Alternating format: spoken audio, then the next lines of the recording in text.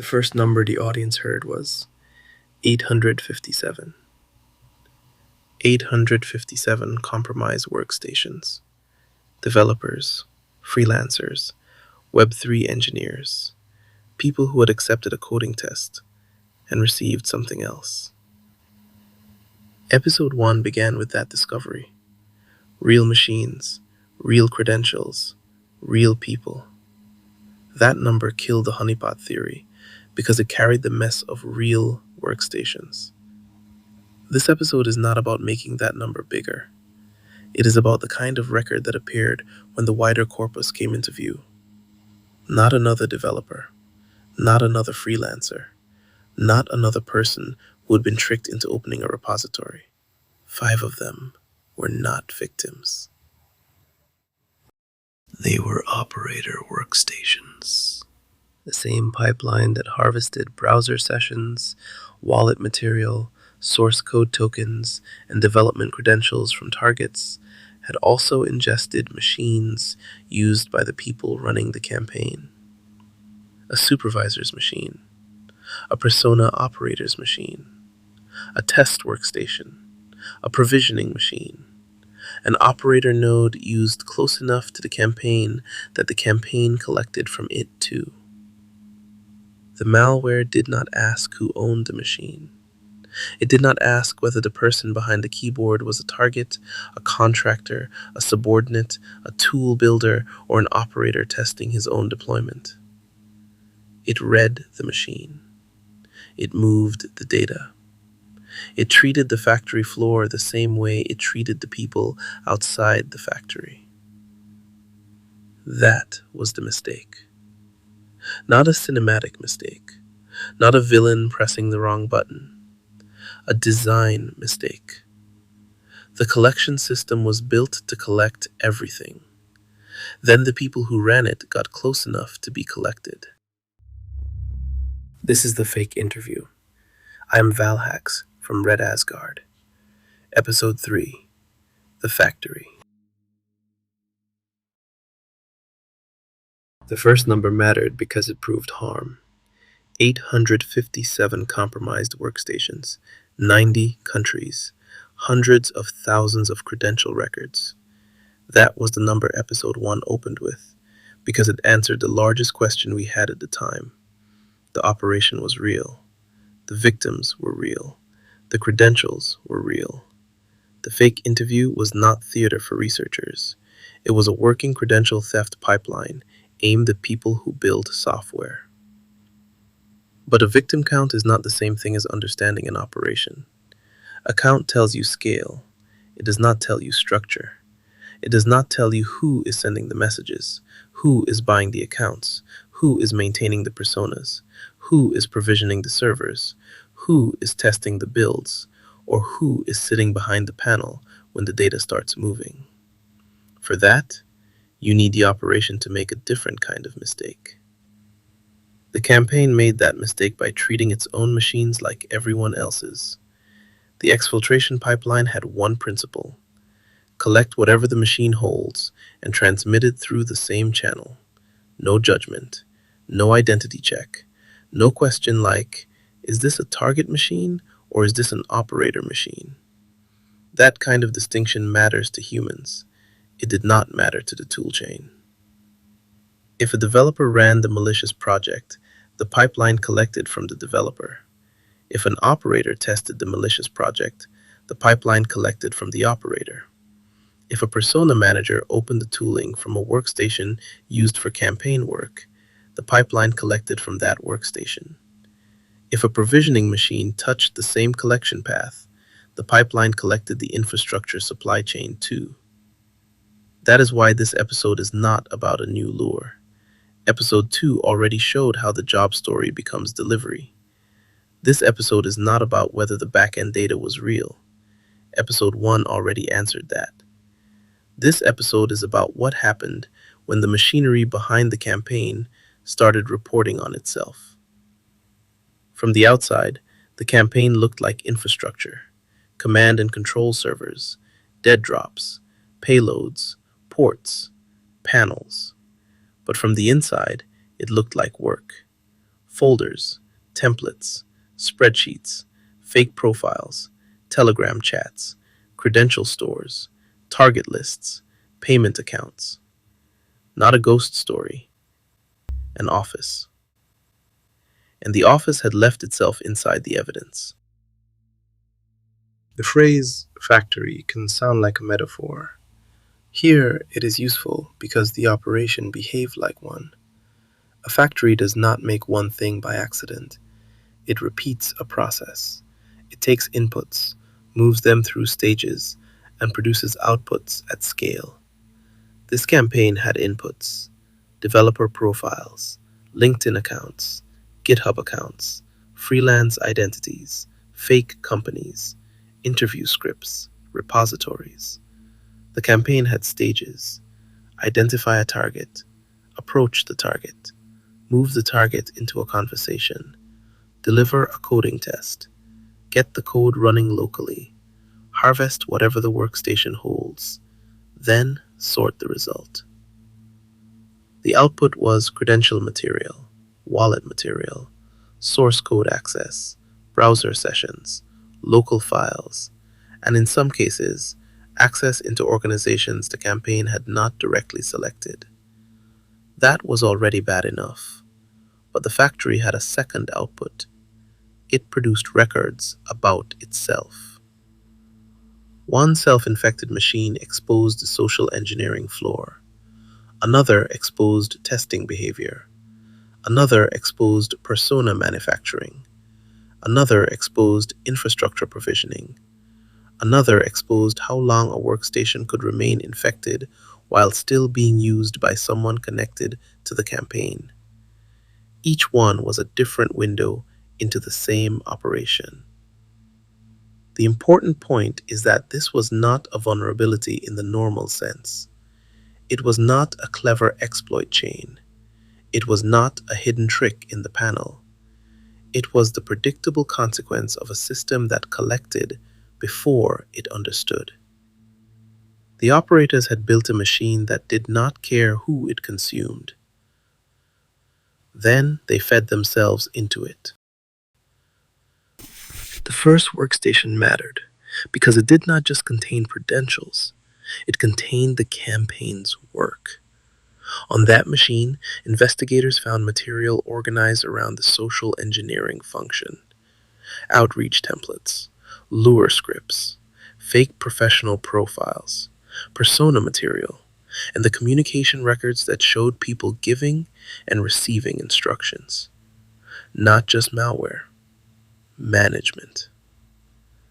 There were messages to developers, messages for GitHub, messages for Behance, scripts written to sound approachable, technical, and normal enough to keep a conversation alive. There were persona materials, professional identities that existed to be seen by targets: a face, a role, a company, a story. Enough surface area for a developer to say, this might be real. And there was a target list, not a random pile of names: software developers, blockchain engineers, Web3 professionals, organized by geography and targeting status, a prospecting database, a queue. The exact scale of that list belongs in the next chapter of the investigation. For now, the important point is simpler. The outreach was not improvisation. That changes how you hear the fake interview. It is easy to imagine one recruiter, one target, one repository, one bad call. That is not the right scale. The better image is a pipeline of professional identities moving through an outreach system. Some targets would ignore the message. Some would ask questions. Some would decline. Some would take the call. Some would clone the repository. At that scale, the operation does not need everyone to fall for it. It only needs enough people to keep moving. The target list also answered a question episode 1 could only imply. The campaign was not merely waiting for whoever wandered into reach, it was selecting. It knew the kinds of professionals it wanted. In at least some cases, the evidence showed pre contact evaluation. The value of a potential target could be assessed before the first interview message arrived. That means the fake interview was not always opportunistic. Sometimes selection came first, then contact, then the coding test, then collection. The supervisor's machine held more than a list. It held the logic of the operation: who to approach, how to approach them, which identities to use, which channels to maintain, which subordinates to direct, which services to pay for, which fake companies to keep alive. The machine that helped coordinate the campaign had been cataloged by the campaign's own collection system. It sat inside the victim directories, beside the machines the campaign had been designed to reach. That was the first inversion. The operator was no longer just behind the panel. The operator was in the database. The first self-infected machine showed the social engineering command center. The others showed the factory from different angles. One machine appeared across multiple internal classifications. That mattered because the classification system was part of how the campaign sorted what it collected. A normal victim usually belongs to one lane. This workstation appeared across several. That is not how an ordinary target looks. It is how a machine looks when it has been used close to multiple parts of the operation. It also remained infected for a long time, long enough to show that the operators did not immediately recognize what had happened, long enough to keep feeding the same system they were using against others. Another machine exposed the persona manufacturing layer: fake profiles, fabricated faces, credentials for internal dashboards. The machinery that made a recruiter account look like a person instead of an account. That distinction matters. A target does not receive a message from infrastructure. A target receives a message from a person, a strategist, a business manager, a founder, a recruiter, someone with a job title, a photo, and a plausible reason to be there. The persona machine showed how those people were made, not philosophically, operationally. Images, names, accounts, credentials, profiles. The components of trust assembled like inventory. Another workstation was not really a workstation in the ordinary sense. It was a server used like an operator machine, a place where testing and campaign activity overlapped. That mattered because it showed there was no clean wall between production and testing. An operator could run the toolchain in a context he believed was separate from the victim pool. The pipeline did not honor that belief. It collected from the test environment too. A final machine exposed the infrastructure supply chain. Not one victim's GitHub login, not one wallet. Hosting accounts, cloud provider access, domain registration material, development platform credentials. The kinds of credentials that keep a campaign alive. The machine that helped administer the infrastructure had itself been administered by the campaign's collection system. That is the difference between stealing from a target and stealing the map. A victim machine can tell you who was hurt. An operator machine can tell you how the hurting was organized. A provisioning machine can tell you how the operation stays online. The factory did not only eat its workers, it ate its own supply chain.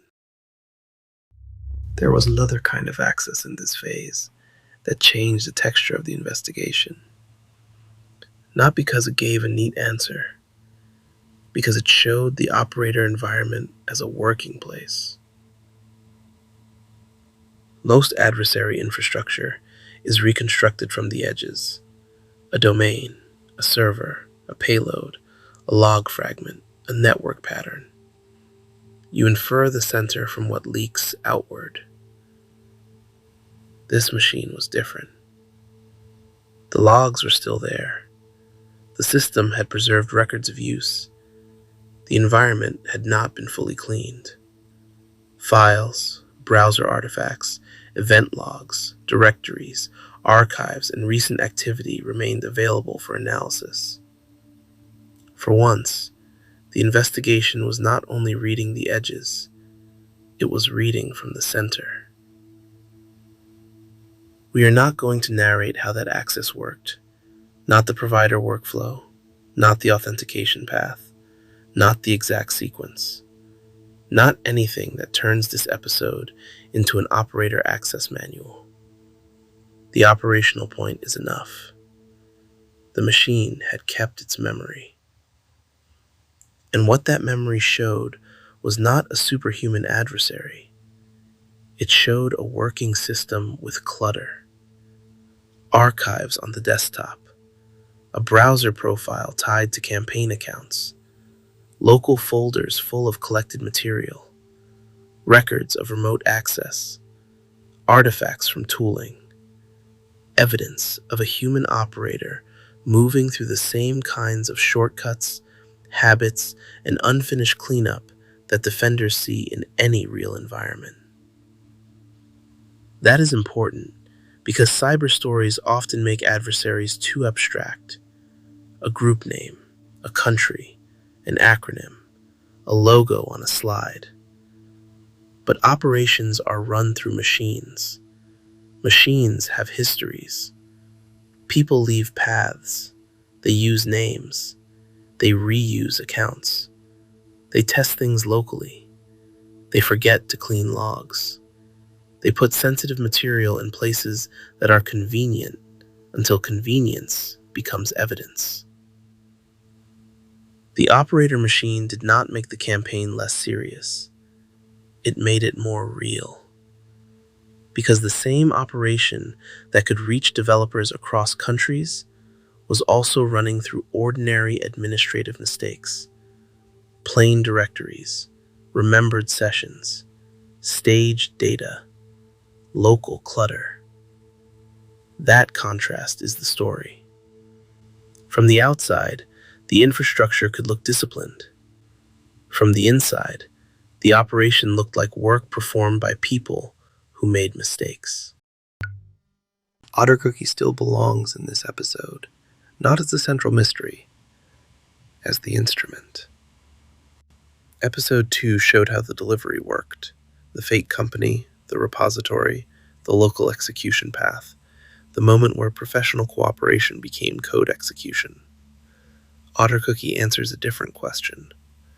What did the operators want after that moment? Not just a one-time grab. Presence. OtterCookie had system-wide key logging. That means anything typed after compromise could matter. A password, a terminal command, a wallet phrase, a message to a colleague, a cloud login, a note in a local tool. It had screenshot capture with multi-monitor awareness. That matters because developers do not work in one neat browser tab. They work across editors, terminals, dashboards, chats, documentation, password prompts, and local services. The malware was shaped for that kind of workspace. It had persistence. A reboot was not necessarily enough. It had virtual machine awareness. If the environment looked artificial, behavior could change, and a sandbox might see less than a real workstation would show. It targeted many wallet extensions, not just one or two. That is not a random consumer focus.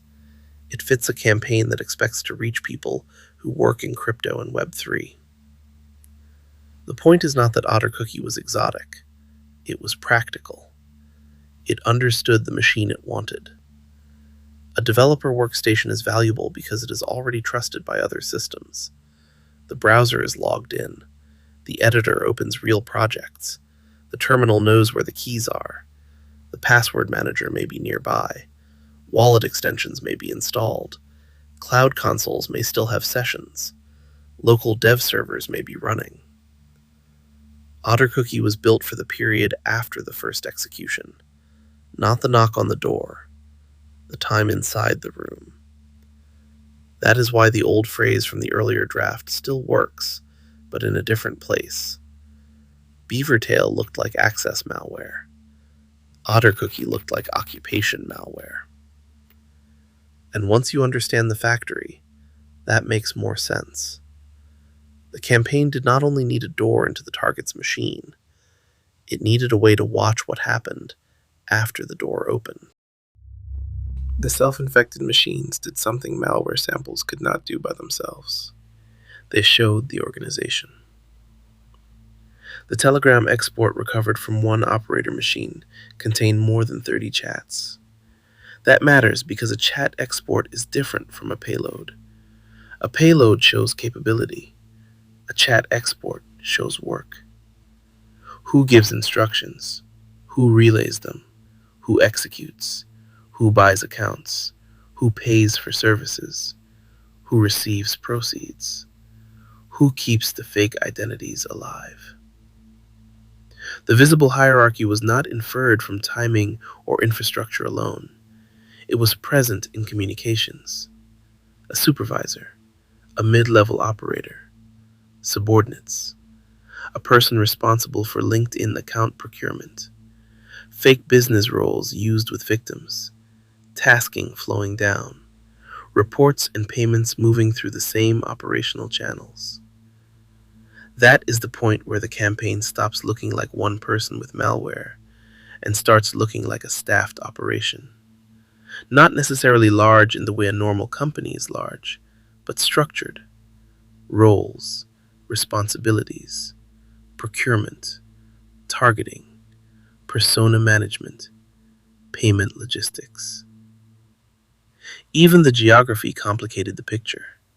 The technical record placed visible hands on keyboards across Eastern Europe, Russia, the South Caucasus, and European hosting environments. That does not erase the Lazarus attribution. Attribution does not require every person touching an operation to sit in the country whose intelligence service benefits from it. But it does force precision. The tooling, tradecraft, and targeting can be DPRK linked while the day-to-day operators, contractors, or facilitators sit somewhere else. The command chain we saw did not place an operator in Pyongyang. It placed working operators in a distributed labor system. That distinction matters. If we flatten the story into North Korea did X, we lose the operational reality. If we pretend the visible operators are the entire chain, we overclaim. The honest position sits between those failures. The campaign was consistent with a Lazarus-attributed operation. The visible hands were distributed.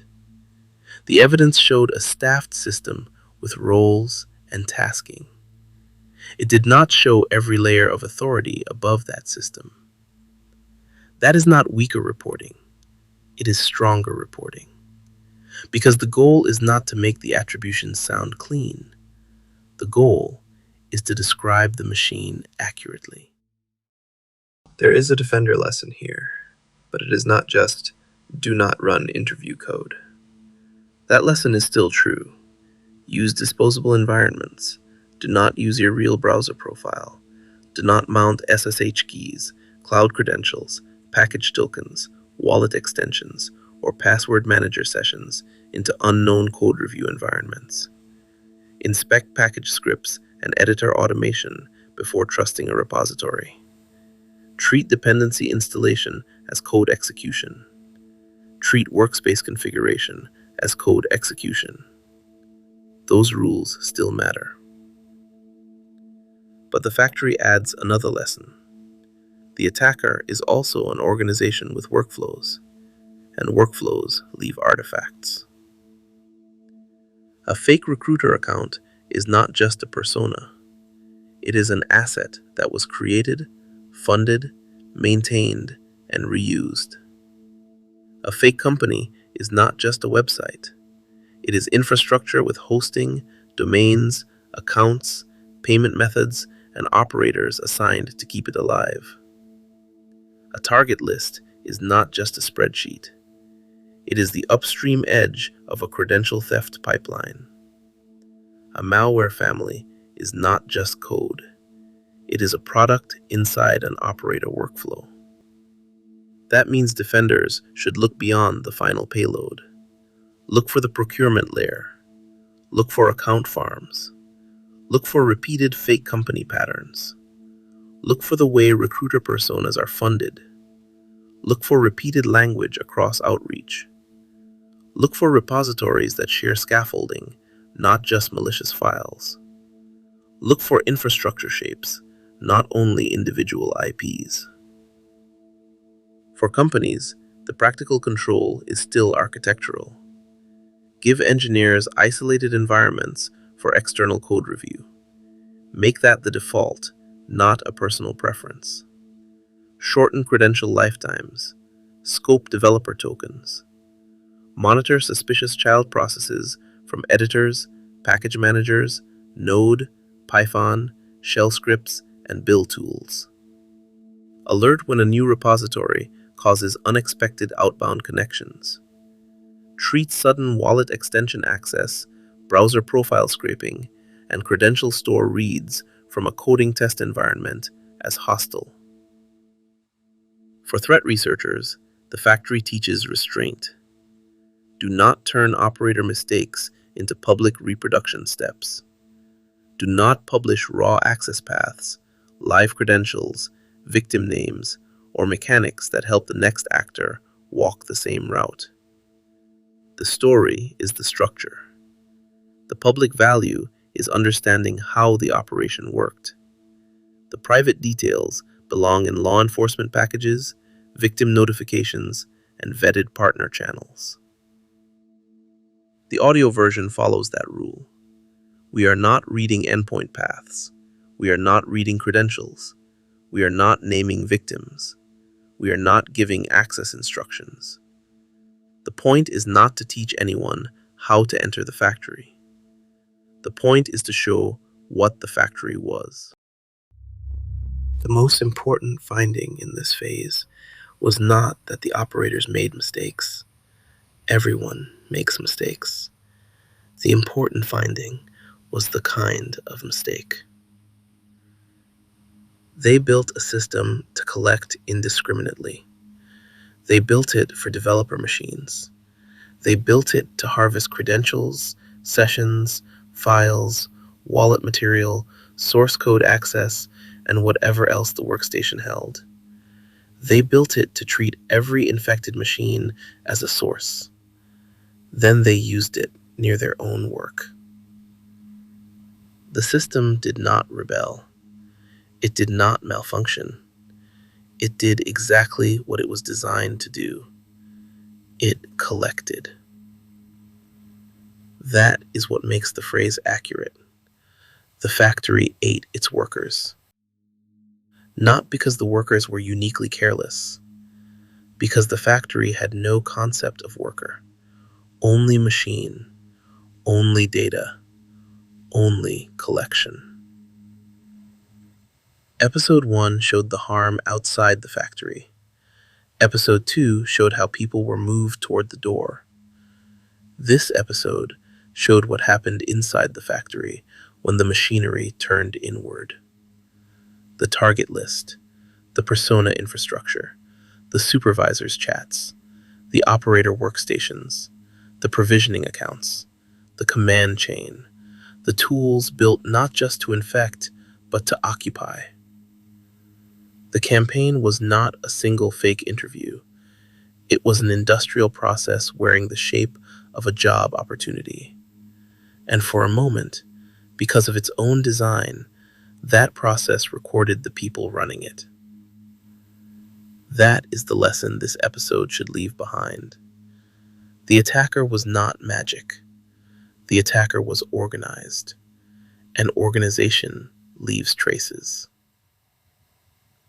You have been listening to The Fake Interview, a Red Asgard narrative series on the contagious interview campaign and the investigation that followed it. A companion page for this episode includes a sanitized overview of the operator self-infection pattern, OtterCookie's role as a post-access tool, and defender guidance for isolating external code review. No victim records, credentials, live access paths, hard-coded secrets, or reproducible operator access mechanics are included in the audio version. Next episode, 11 hours. I'm Volhax. Stay skeptical, and don't run strangers' code on your real machine. See you next time.